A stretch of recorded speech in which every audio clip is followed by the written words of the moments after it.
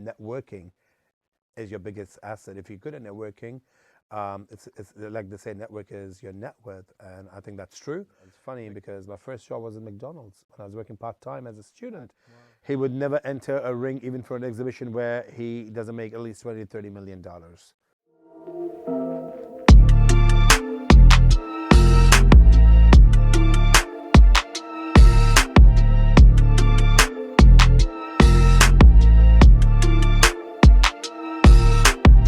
Another episode of Recipe to Success. Today I'm honored to be joined by Uday Singh.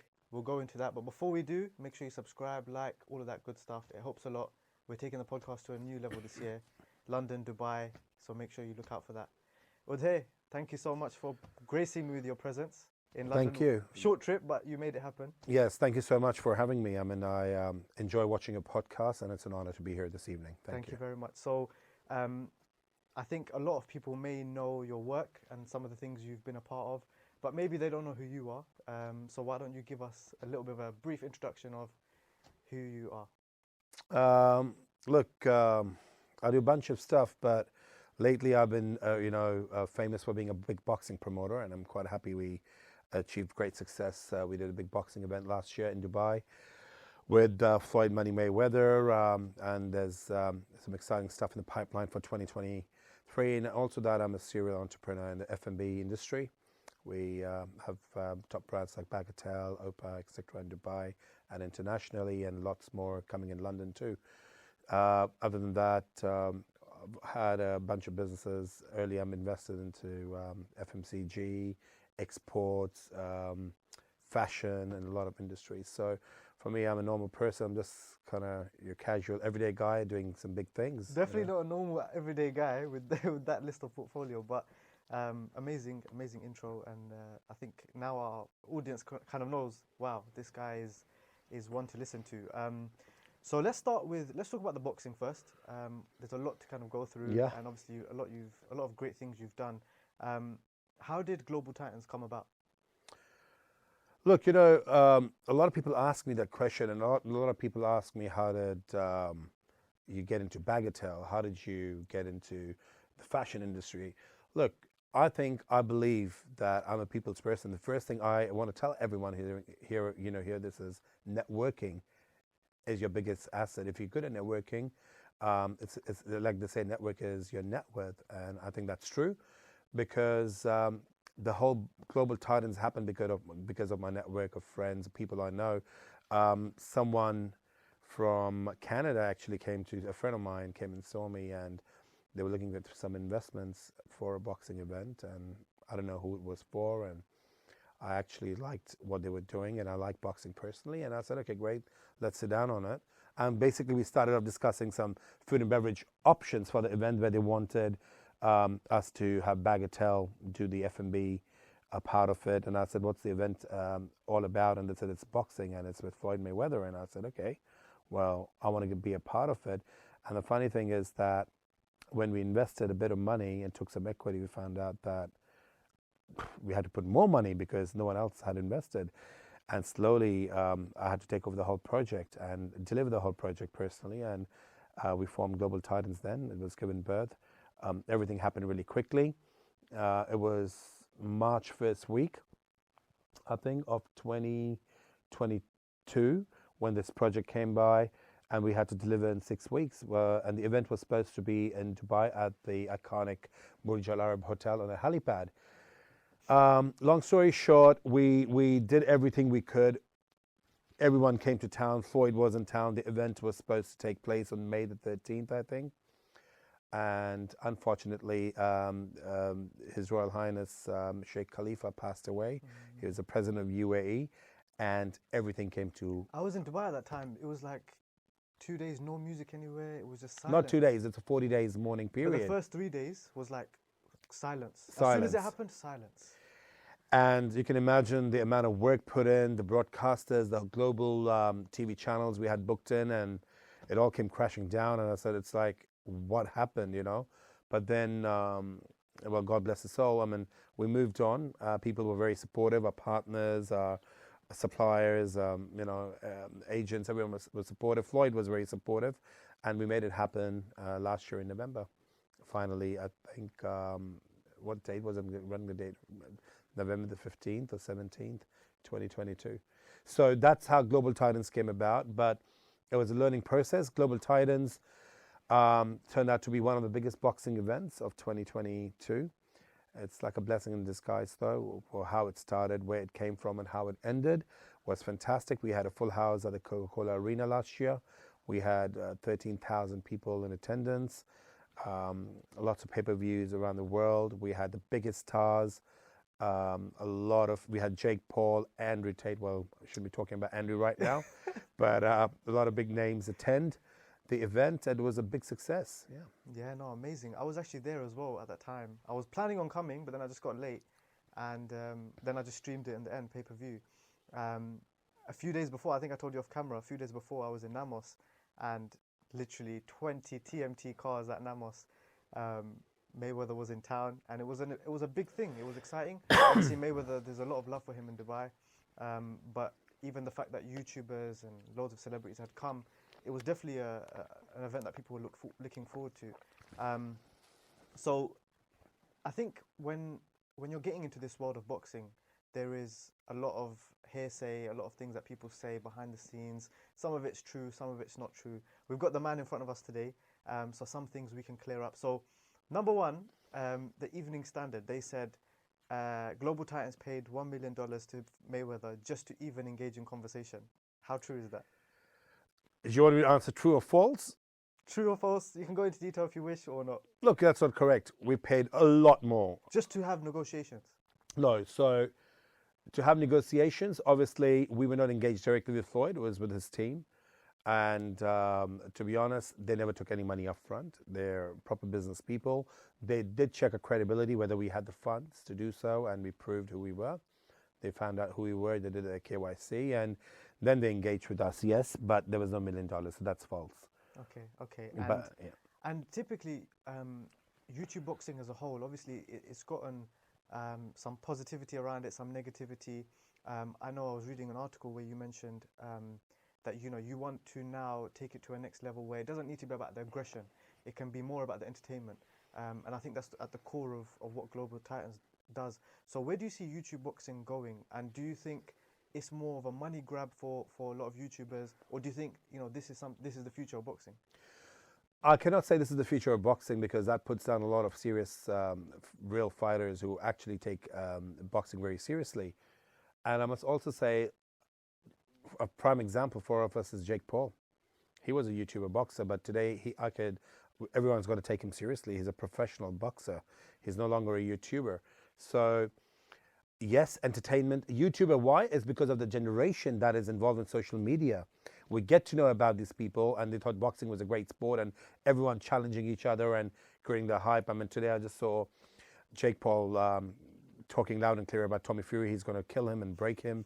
And that's what creates the momentum, and for pay-per-views, and people want to go buy tickets, and that this is going to be a real fight, stuff like that. But I would never take that away from an athlete. Boxing involves so much hard work, like any other sport, discipline, training. I mean, look at us. I mean, the life we lead is, I find myself so lazy and so useless in terms of fitness, in terms of boxers. I mean, I saw how Floyd Mayweather at 47 was training before the event in Dubai, and I couldn't do even 1% of how he was training, and and I was like, wow.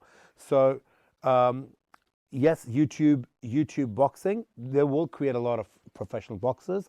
The ones who take it seriously could reach great heights because money is excellent. But then again, it's not always about the money. You have to have it, but they need to really be able to face and get a few punches on your face, and it's not easy.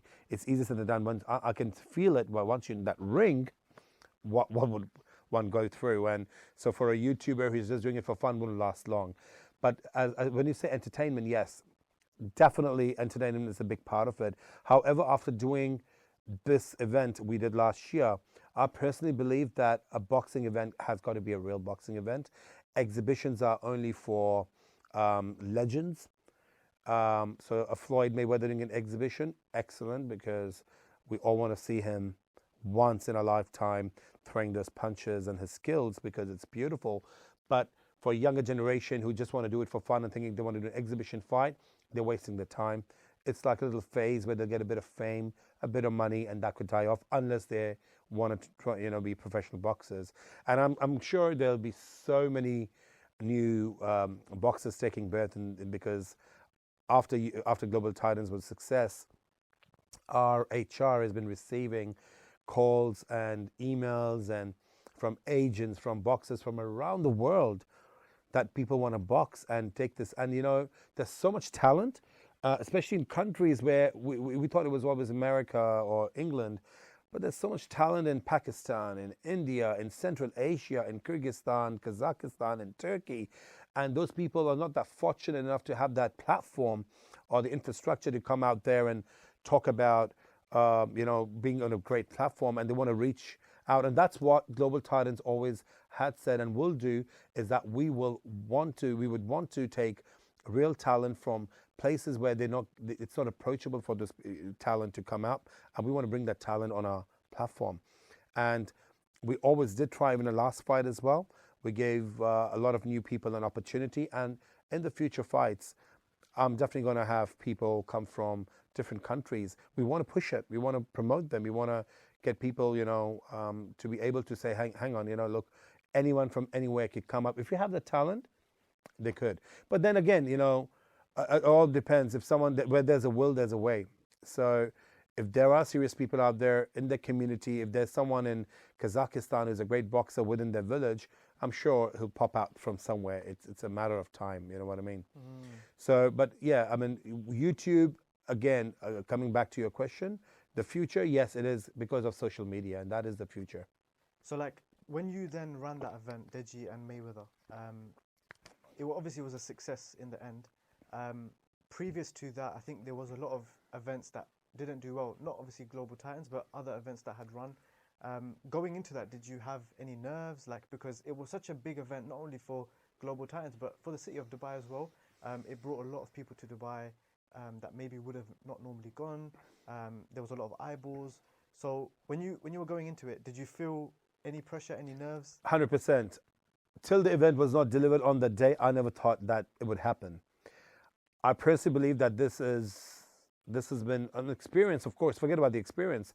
I don't know how I came out of it alive. The stress that we went through, even after spending millions, because of haters, competitors, organizers and promoters who've never been able to put up an event. I found out later that the promoters who've been trying to put up one big fight for the last 5 years and didn't manage to do so. There were so many people trying to stop things.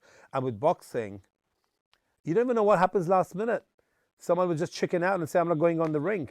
And those things have prepared me now. We know what to do next time. We had incidents behind the scene. I don't want to talk about it today. But we think, hang on, so-and-so, can he go up on stage? Is that guy going to get a cold feet? And, and we were there convincing them, hang on, you'll be all right, let's go.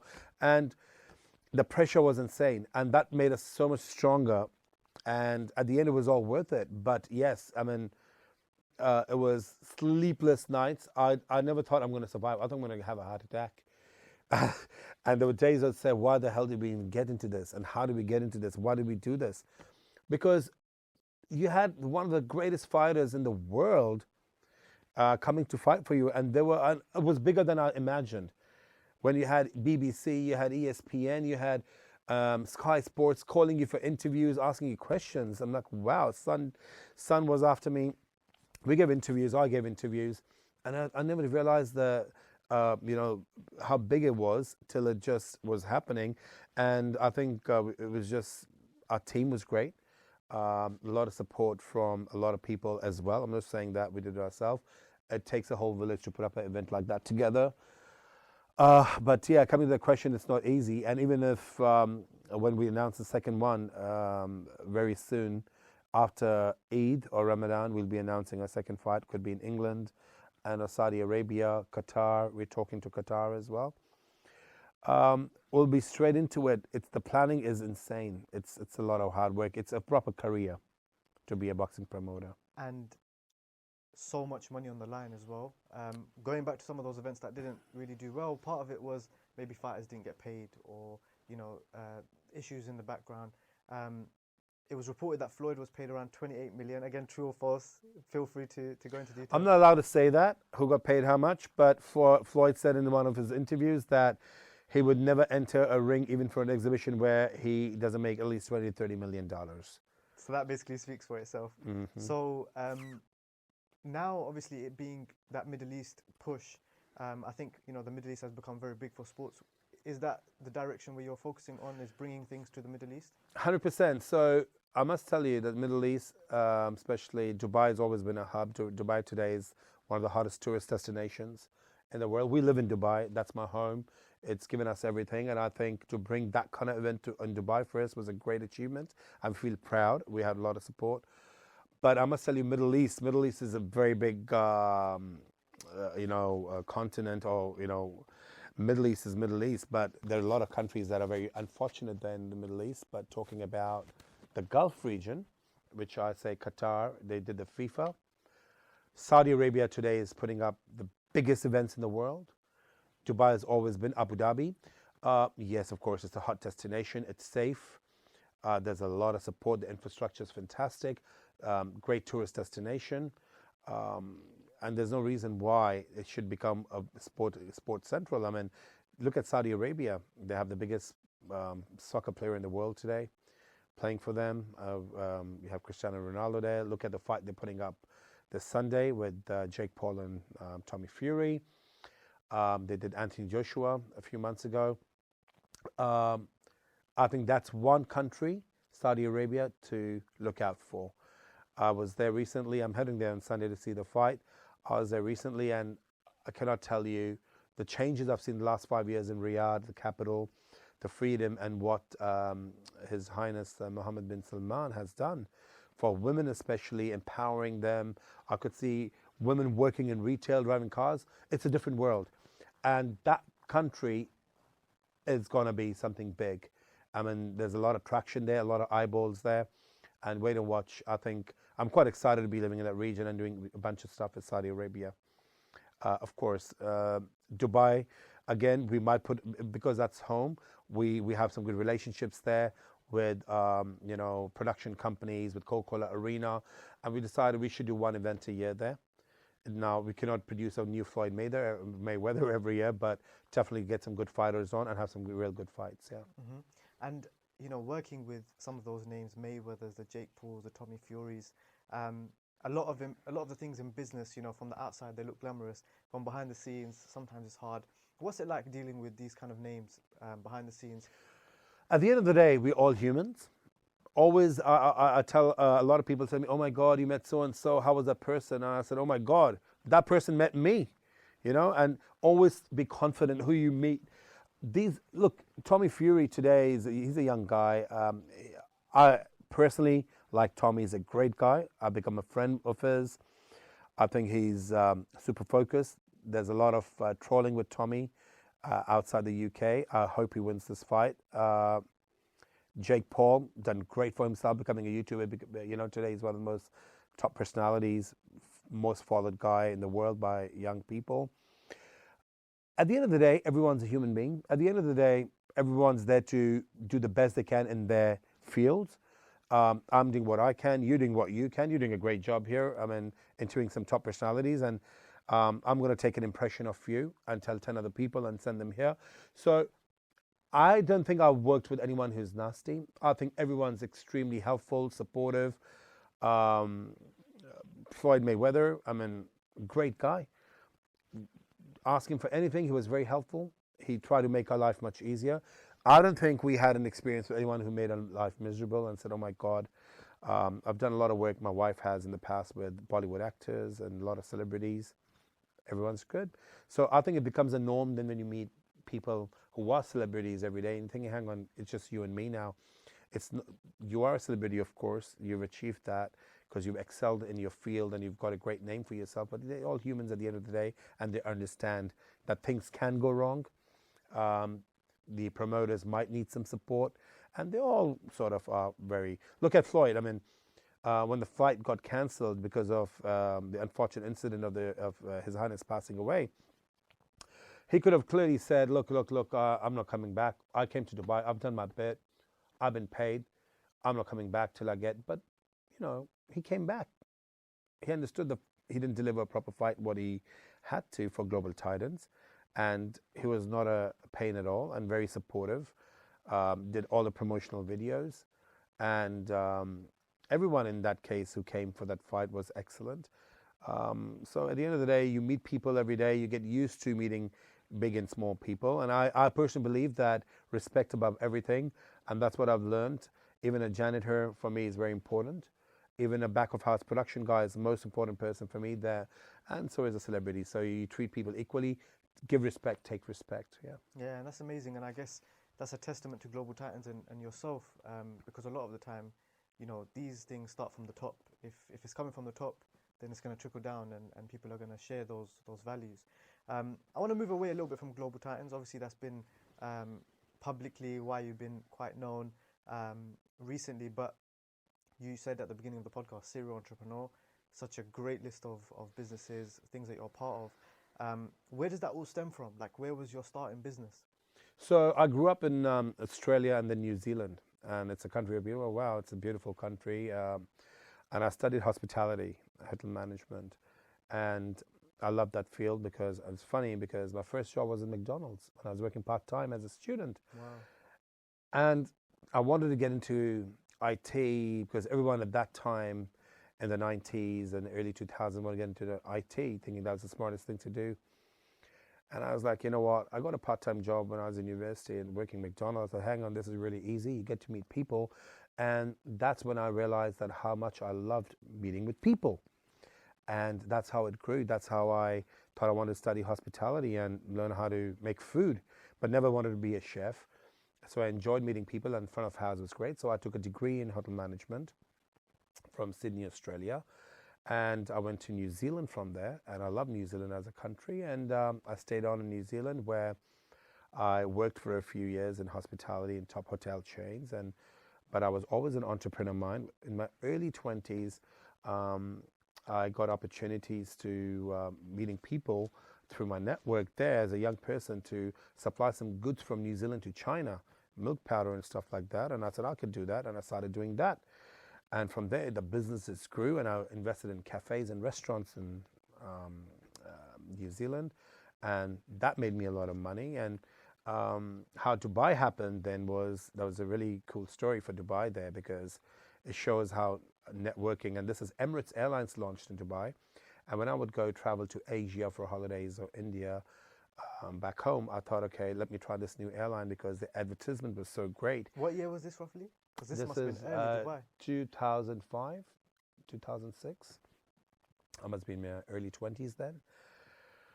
And Emirates happened, and I was like, okay, they launched in New Zealand. Let me go to India via Dubai and see Dubai. And I think it was 2005 or 6 when at that time, when you were buying business class tickets on Emirates, they were giving you 2-night stay complimentary in Dubai. That's how they were promoting Dubai, in a 5-star hotel. And then you would say, so why not? So loved the airline. Even back then, they were 777s, Boeing, and they had the best seats even then. And I stopped in Dubai, and the first time I stopped in Dubai, I was super fascinated. At that time, there was no Burj Khalifa, no Dubai Mall, but it was just a very buzzing city. And I just said, I want to make this city my home one day. And that was in my mind since 2005 and 6. And it's so the universe is strong. As I said, I started getting into food exports from New Zealand, that when I stopped over in Dubai, someone gave me a contact to meet someone who could show me Dubai. And that person asked me what I did in New Zealand. I said, I do restaurants and I do this. He goes, you're so young and you're doing this? I said, yeah. And I said, wow, and what is New Zealand famous for? I said, it's famous for Manuka honey. It's famous for lamb and beef. It's famous for a lot of things. I said, oh, okay. And that person asked me if I could get him, we became friends. And that person, when I went back, kept in touch. And he goes, hang on, one day I get a call from that person. And he said, can I get these kind of medicines, veterinary medicines for horses from Australia? I said, it's in Australia, but it was in my approach. I said, yeah, sure, I can organize it. He goes, I said, why can't you get it? He goes, they don't want to export it directly to Dubai from Australia, but maybe you can, and you charge us. And I had an export company by then, and I called that company in Australia, and I said, I need this. He goes, who are you? I said, I live in New Zealand. Send it to me in New Zealand. He goes, don't send it to Dubai. I said, okay, well, you send it to New Zealand. So they sent it to New Zealand. I was selling in Dubai. That became a big business. And that became a big business where the turnover was a couple of $1 million in every month, Wow. and I was supplying, and I was like, wow, this is huge. Dubai is definitely the city I want to be in, and that's how I started going frequently to Dubai. By 2008 and 9 and 10, I used to do trips every 6 to 8 weeks, and eventually 2011, I moved to Dubai from New Zealand. New Zealand is still my base, it's still my home. I still do a lot of work with New Zealand. It's one of the best countries. It gave me a platform for everything.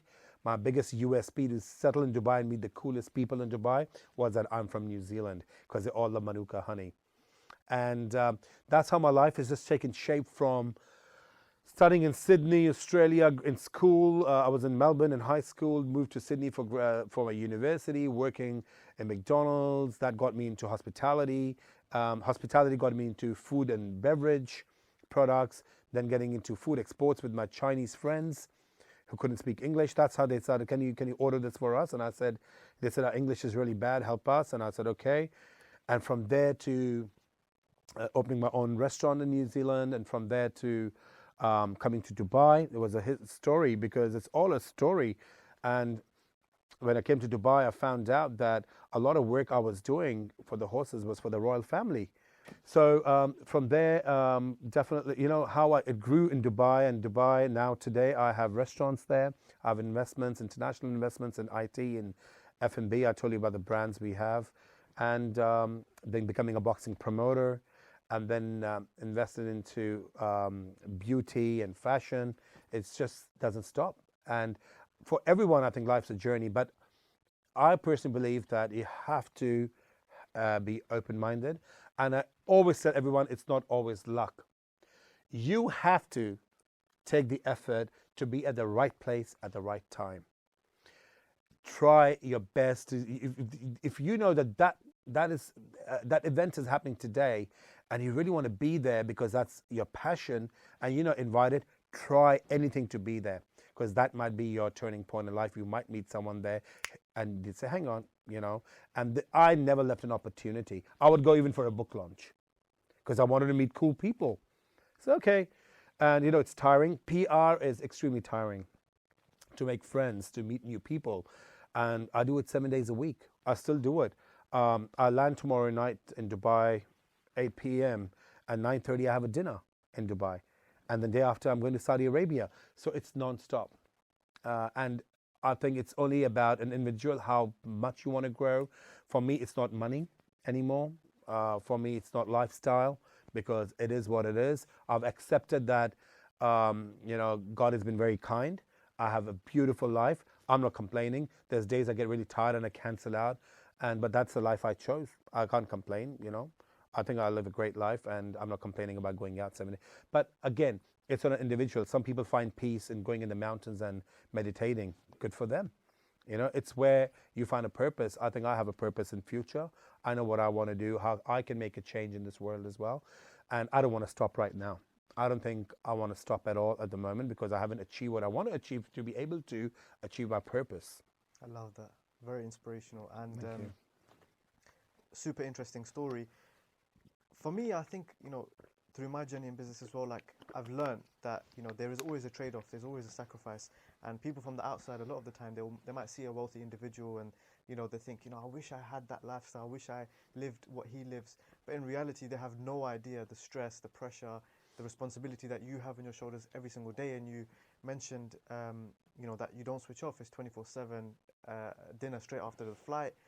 And it's like that. And I think a lot of people can't fathom that. They think when you become successful, then you just put your feet up and you relax.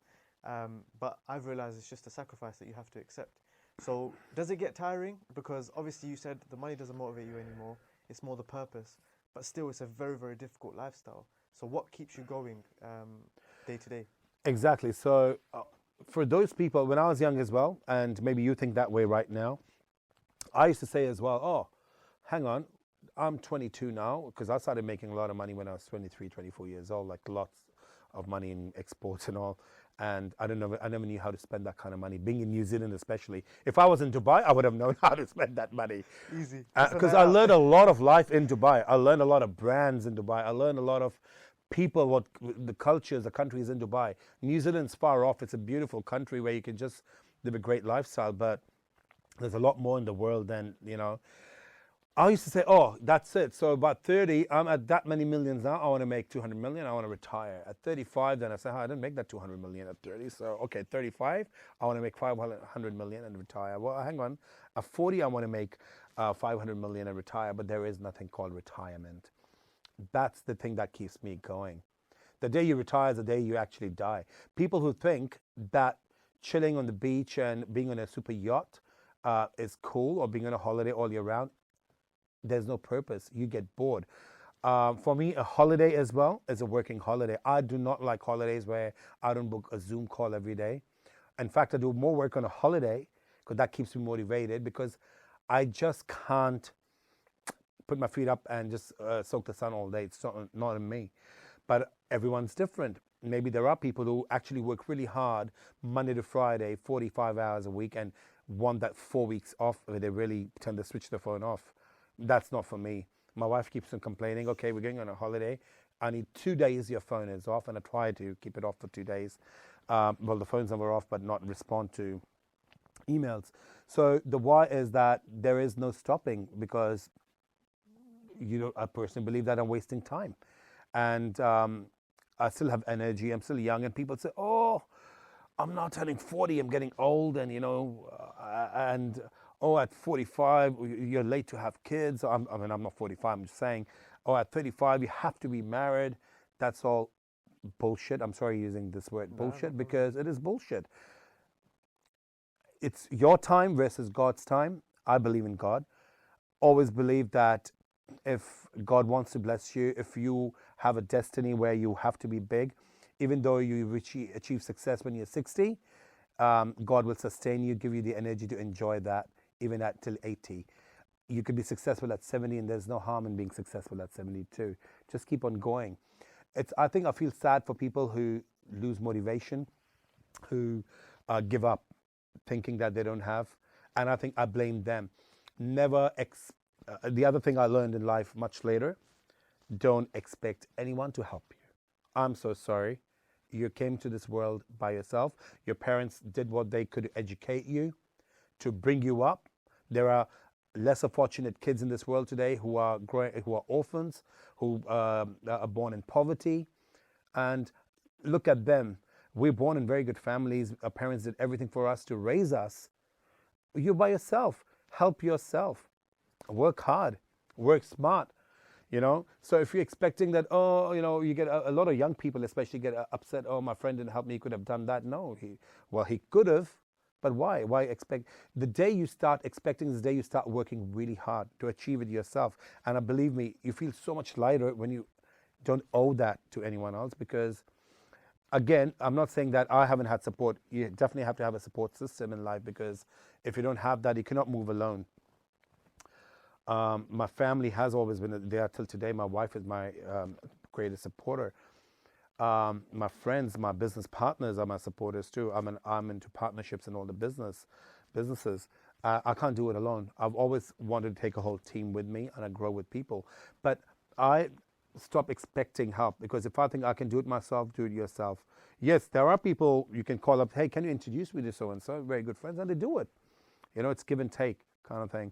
So for everyone that thinks that they want to achieve success and look at others' life, especially in a fake life of Instagram, and that, let me tell you one thing. What you see of someone's story in Instagram is their best life of that day.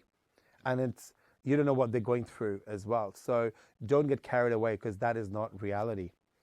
Well, I'm not saying if someone's put fish and chips at a shop next door, they're not eating that fish and chips, they are, but don't judge people saying, oh my God, look what a life, because a lot of the time you can get lost in watches and cars and this and that and lifestyle, but you have no idea what's in their bank account. You have no idea what their situation is really like. And I learned that in Dubai. When I bought a nice car and I saw them next door, they were driving a better car. So okay, next year I'm going to get that car. And we all are like that. I'm not saying I was born a very smart guy. We learn. We all process through life. We all transform. And I was like, oh, okay, then I got a nicer car. But there's another one who's got the best car, and you're nothing. Your car's nothing. And like, oh my God, then you realize, hang on, life is not a competition. There's something called contentment, and till you're not content, you'll never be happy. So if Bill Gates is worth $100 billion, it doesn't mean you have to be worth $100 billion to be happy. I think you realize that the biggest thing when your accounts are full is you're looking for happiness and peace.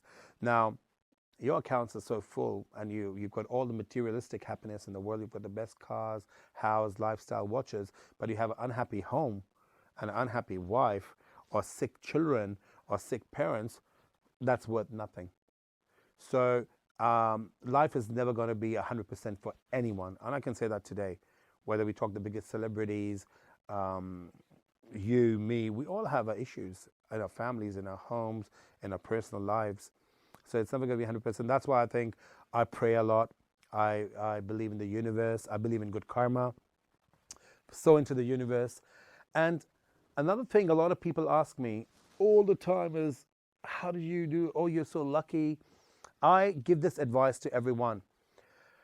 Start giving. I think not only money, giving is not give your time to charity. Do something good for somebody that will come back to you tenfold more. And I realize now that sometimes I question as well, God, you bless me too much. I don't know why, but thank you. But then I get an answer, no, you blessed too many people on the way, and this is your time to enjoy the fruits of what you've sowed. And it's so important to give, and it starts from a younger age. Now, I understand that parents who are very tight budgeted and the kids grow up in the environment that mom and dad are really tight, and you have to hold on to that. And that's very sad, because giving does not always mean to give $1 or $5 to a beggar or to someone.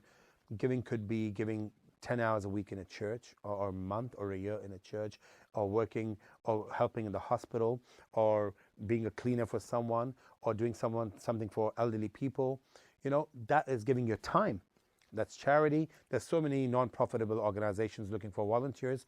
You give into something that will come back to you sooner than later. And that's the power of the universe. I personally, I think today when I go back, I sort of hang on, yeah, I used to do that. I did that. Maybe that's why I'm blessed today in many ways. And there's no answer to that, yes or no, but I believe in that. And I say that to many young people who sit with me, many friends of mine.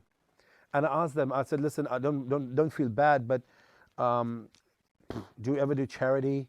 Do you ever help? He goes, oh, how? You know, I earn $800 a week. My rent is $500 a week. My food goes, and I'm left with $200 every week, and I can't.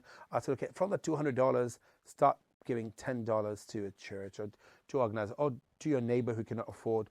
Give them that $10. Maybe that will increase your blessing much more. And they look at me, okay, this guy is talking sense. And because I didn't say give the $200, I said give $10 that you can afford, you know. So, and don't talk about when you do good things as well. That's very important. I think a lot of people do the big thing and they put it on their social media. Today I did $50 million over here, or $50,000 over here. You don't have to talk about it.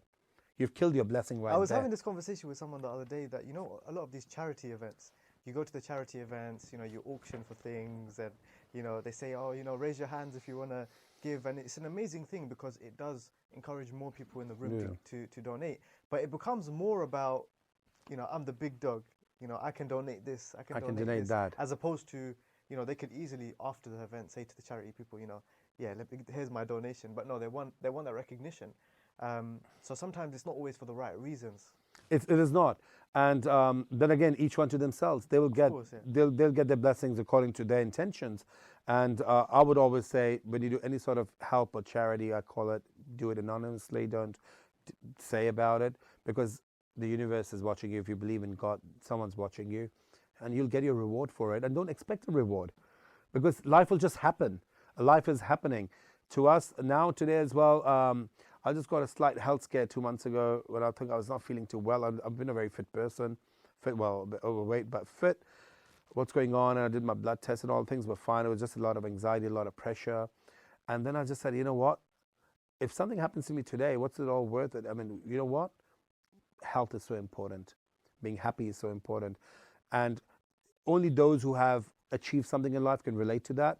Those who are still working hard say, okay, just shut up just because he's got everything he's talking. But at the end of the day, as I said, happiness matters the most, not the money in your bank account. But yes, I'm not saying money is not important. It is very important to have money. Money does give you the comfort, and that comfort can give you longevity. It can give you a healthier lifestyle, give you a better life, can support your family, your support system, your friends, family, whoever needs it. So I'm not saying that guys just be happy and don't make money. Money is very important too. But obviously that's not the only thing. And don't run after it that, oh my God, because it will come. But put in your work. And ultimately, there's always someone bigger and there's always someone smaller than you. So there's no point competing with others. Compete with Yeah. yourself. Focus on what's important. And to you. always, anyone, always look who is below you. That will give you comfort then, saying, hang on, why am I thinking about this guy who's got a £50 million apartment and I'm living in a £2 million apartment? But look at someone who's lived all their life renting a £200 a month apartment and they're living, so that gives you, hang on, look, there's never going to be equality the way God has created the world. Yeah, And gratitude. so, gratitude. So Uday, I know you have a early flight in the morning, so I won't keep you too long. But I have to make the most of this time, and we had loads of questions. Maybe I might have to catch you for a part 2 after the next big event, but we'll see. But before you go, one of my questions is, we talked about a lot of the success. We didn't go into too much detail about the restaurants. Opa, one of my favorite restaurants in Dubai, by the way. It actually relieves anxiety for me. You go inside, you have a good meal, you smash some plates. And you must feel good. come. I mean, the menus change a little bit. When you're there next time, let me know. I'll invite you. Definitely. But what I wanted to talk about was hardships. What's been some of the things that you remember the most along that journey from exports to where you are today? Some of the hardships that you had along the way, because there's always lessons in those things that people can benefit from. Yeah, so like you said before, the pressure. I said, yeah, the boxing event, for example, was the latest one. Relying too much. We didn't know about this industry. We learned a lot. Never knew that our budget's going to stretch so much. Luckily, my partners and everyone was moneyed and we didn't need to borrow a dollar outside. But we went through some rough phases, going through more than that. Growing up, getting into my exports business, overcommitting to orders, not being able to pay it, not getting paid on time. Hardships again, you learn. Dubai taught me a lot of lessons where a lot of, I was new in the business, trusting everyone too easily. Because New Zealand is a great country, you trust everyone easily. There, you meet a lot of funny people from around the world. I say in Dubai, people can lie to you with a smile on their face. On the face. I lost a lot of money. Hardships there, when you know that you've lost a lot of money and you can't do anything about it, because I was learning the systems, it just makes you stronger. What doesn't kill you makes you stronger is a true line. What doesn't kill you makes you stronger is definitely true. And everyone's going through a dark phase, but those who are going through a dark phase, remember there is light at the end of the tunnel. The planets are moving, the world is rotating, your time will come. If you come through alive, just be strong. Don't get into the youth, especially alcohol, drugs, to give that stress. In fact, my biggest strength has been that I'm very strong-minded, that even through the worst days, I haven't taken support of any substance or alcohol to get over it. I'm awake, I fight it. And when I say I laugh, because when I'm going through a lot of stress and hardships, I sleep for 12 hours. And my wife questions me, how the hell can you do that? Because if I'm stressed, I'm just awake. I said, I sleep through it. And when you wake up, there's a brighter day. So hardships are something that you, I, everyone go through, will be going through. Let's talk about Elon Musk when he took over the Twitter. Look at what eventually he came through it. He took it. However, he did it, right? Imagine the pressure he was on. All eyes around the world looking at him, but trying to sue him, talk to him. So Andrew Tate, Andrew Tate, look at him. now. And that guy doesn't even have his tweets, but someone's tweeting for him. But how positive are those? Sitting in jail. He hasn't cried a day and he's calm. He knows he will come out eventually, And that's why people who are going through a storm right now, the storm will end and there'll be better days ahead. And I keep that in mind. So it's not going to be like, I don't see hard days. I have big challenges ahead of me and I'm ready for it. because I've been through it, and I know the cyclone will come and the cyclone will leave, and I have to be strong in that. Um, People who are new into business, don't over debt yourself by loans, because when you have loan money, it's not your money. It's not free money. They will go out shopping, buying cars and watches to look cool. Don't do that. That will come. You have to sell that watch later on. So invest in the business, because I've done that. You don't do that. You borrow money, you pay back the money ASAP, right? And these are little lessons you learn in life. And for me, borrowing, of course, you only grow big by borrowing from banks. So far, I'm pretty good. I don't want to borrow, and I try not to. But if need be, if the principle is you borrow to put in that business, you put in that business. That's why a lot of companies globally now that are over leveraged, they've used the bank money for a lifetime buying a yacht and everything, are suffering right now. I don't want to name them. Wow. That's in the news, yeah. If you could give yourself, the 18 version of yourself, a piece of advice, what would it be? Based on everything you went through after. At the moment, if I would say, if I would like to give myself an advice, how to, I just say, I think I would say to myself, go a bit slow. I'm just doing a lot of things, and at night time, I'm like, oh my God, I've got to do. I don't give myself a break, and I have to go a bit slow. And I said that to me this morning as well. I was overcommitted, and that included your interview. And I said, should I cancel? I said, no, I'm not canceling it. But yeah, from tomorrow, don't overcommit. And another thing I'd like to say, I want to advise myself, is start saying no. Learn how to say no. I hear it all the time, but I cannot say no. And that puts me in a lot of... Because you're the network king, that's why. Yeah. I get calls left, right, and center. Even my social media, I get about 100 messages a day. I haven't cleared them. So now I have about 2,000 messages. I'll quickly scroll through even my requests. I see maybe there's a genuine person really looking for something, and I then start filtering. Sometimes I reply to someone and just try to get into. I don't need to do that, but that's me. And I think I don't want to change that about me. But yeah, go a bit slow and start to learn how to say no. When I can't do it, say no. Yeah. I love that. Honestly, it's been a pleasure. I know you get these offers. Thank you a so lot, much. But truly an honor. One final question. What's next? What's next for you? What's next for Global Titans? Your hospitality portfolio? What is in the pipeline for you? So for hospitality, I've got something great coming. I think we're looking at a location for Opa in London. Wow, that's going to be exciting. And we're looking for a great location. If you find something in Mayfair, Knightsbridge, let me know. Hospitality, we're doing a couple of cool brands here. I can't tell them right now, but they're from Paris, in London, Members Club. Fully involved in that. So I'm quite excited because I'll be coming a lot to London. I'm also helping a friend of mine, Dimple Amani. She's done great for herself, helping her raise at the moment. She's a facialist, Ayurvedic healer, and she molds and sculpts faces and bodies and lymph drainage massages. And I did one session with her last week and made me feel $1 million. So I'm helping her because she's just been requested by Harrods to come on board, which is very rare. She doesn't usually, you pay to get at Harrods, but the Harrods invited her. And so I'm really excited to help her out and get into the world of beauty.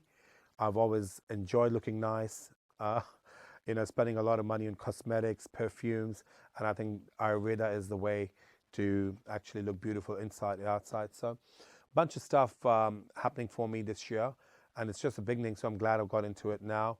Then we have a boxing event coming. We want to do 2 major ones. One will be in England. I cannot promise if it's in O2, but it could be Manchester. Let's see how Tommy performs this weekend. I really want to get Tommy again on the card. And then we have one in Dubai, and definitely looking at a Saudi or a Qatar fight this year in October.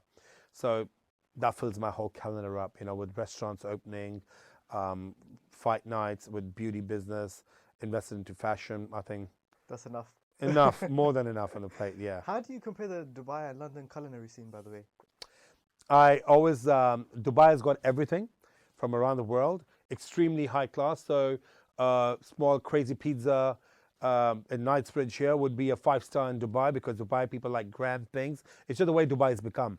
Rich and glamorous, best. Yeah, and also it's a society want to look really cool. That it's a bling city now. You know what I mean? But I think you can't compare because Dubai still has 10 years to catch up on the high class, high quality and of chefs, of food and everything what London has. So people who are in London and watch videos in Dubai, oh my God, we're missing out. You're not missing out on nothing. You have everything here. All day. I love spending time in Harrods. Apart from the safety, though. Apart from the safety, but that's unfortunately everywhere. And I would give it to the police and the rulers and the way the whole Dubai government, and not Dubai, UAE, Saudi, everywhere, but especially Dubai is, and they're really good with the laws. They're strict. People follow the laws, but it doesn't mean that there's no crime there.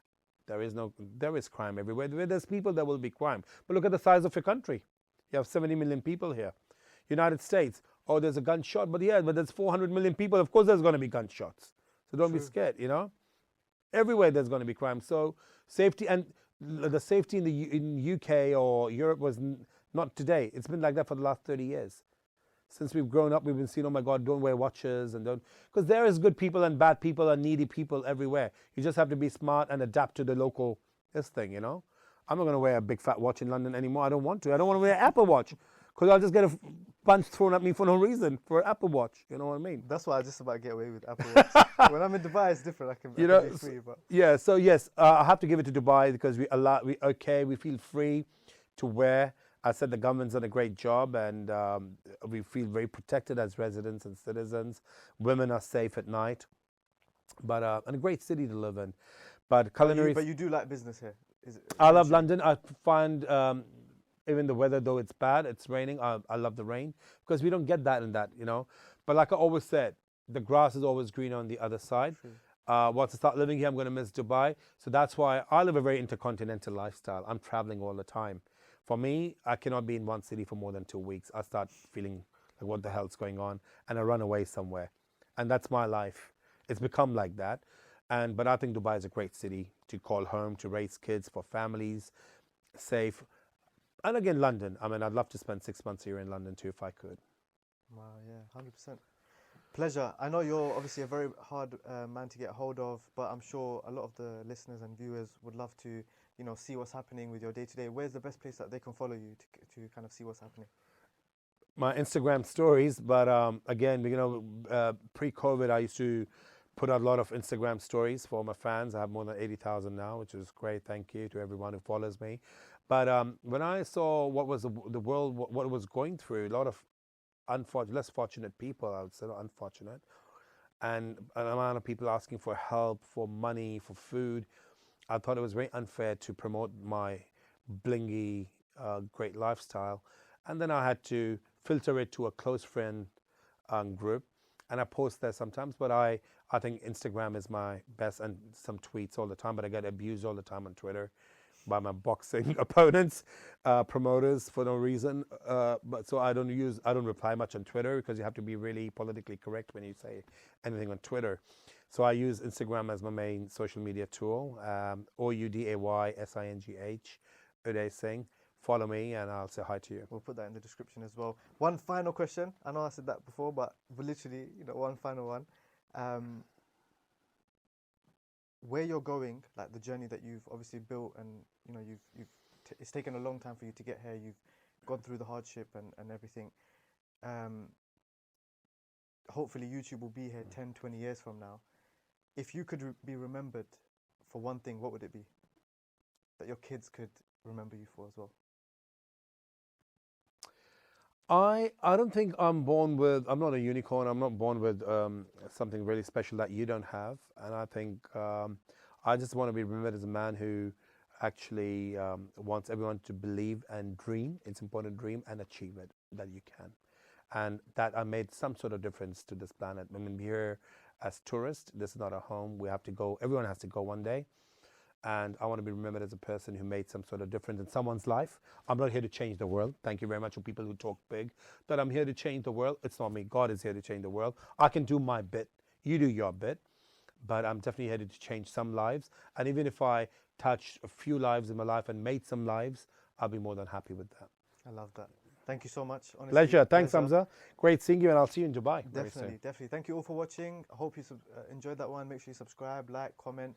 share some love to Uday as well. He took literally time out of his schedule. Could have cancelled, but he made it. So honestly, truly a pleasure. And we'll see you soon. Thank you.